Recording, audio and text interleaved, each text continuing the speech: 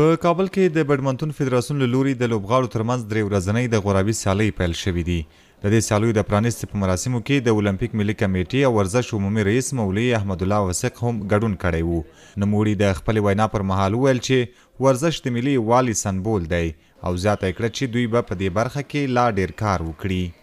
ورزش د ملیتونو د قومونو د ژبو د هیوادونو د یووالي سمبول ده.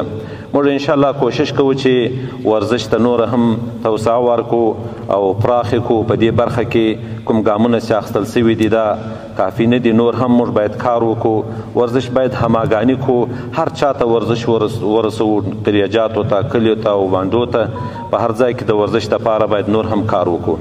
د بدمنټون لوبې یو شمېر لوبغاړي وایي چې پخوا دې لوبې ته هیڅ پاملرنه نه ده شوې، خو اوس د غورابي سیالیو په پیل خوښي څرګندوي. دوی وایي هیله لري چې دې سیالیو ته لا زیاته پاملرنه وشي او دوی یو ورځ په سترو سیالیو کې ګډون وکړي. الحمدلله خوشحاله خو ډېر یم او احساس مو دا دی چې د خیره خارجي مسابقو ته ولاړ سو او هلته صحیح وځلیږو. مخکې کېدل ډېر لږ، اوس داسې ده چې سپانسر پیدا کړی ده او د امارات چې راغلی نظام چې حاکم سوی پر موږ باندې ډېر خوشبخته ده او الحمدلله هر دفعه مسابقات کېږي. د بدمنټون مسابقو ورزش ته ډېر توجه نه کېدله او اوس په دغه 2 کاله وروسته چې شوي دي ډېر توجه شوې ده ورته.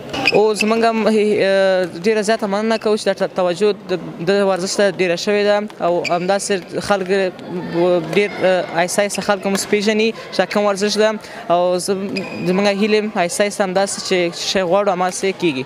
په دې برخه کې نور موږ چې نه غواړو چې بیرون مرزي مسابقو ته لاړ شو، موږ ونیسي او یو شخصي جمنازیم ته جوړ کړي چې هر وخت موږ وغواړو تمرین وکړو.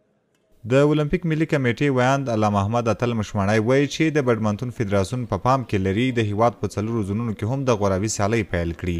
نوموړی وایي د غورابي دا سیالۍ په 4 کټګوریو کې ترسره کیږي او موخه یې دا ده چې د بدمنټون لوبې پیاوړي لوبغاړي د ملي لوبډلې لپاره غوره کړي.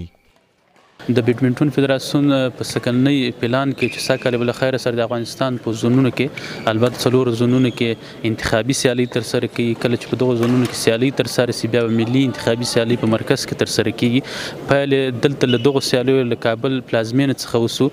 په دغه سیالیو کې د کابل ولایت شاوخوا 15 ورزشکاران ګډون لري. په 15 مختلف کټګوریو کې د سیالي ترسره کیږي او 3 ورځې دغه سیالي دوام وکړي. د دغه سیالي په پایله کې د کابل ولایت لپاره د بدمنټون انتخابي سیالي ټاکل کیږي.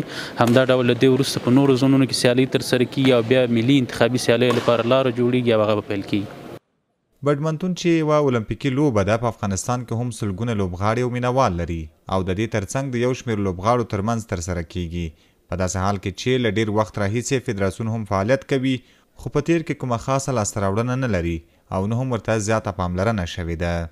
عزت الله احمدزی CGTN پښتو، کابل.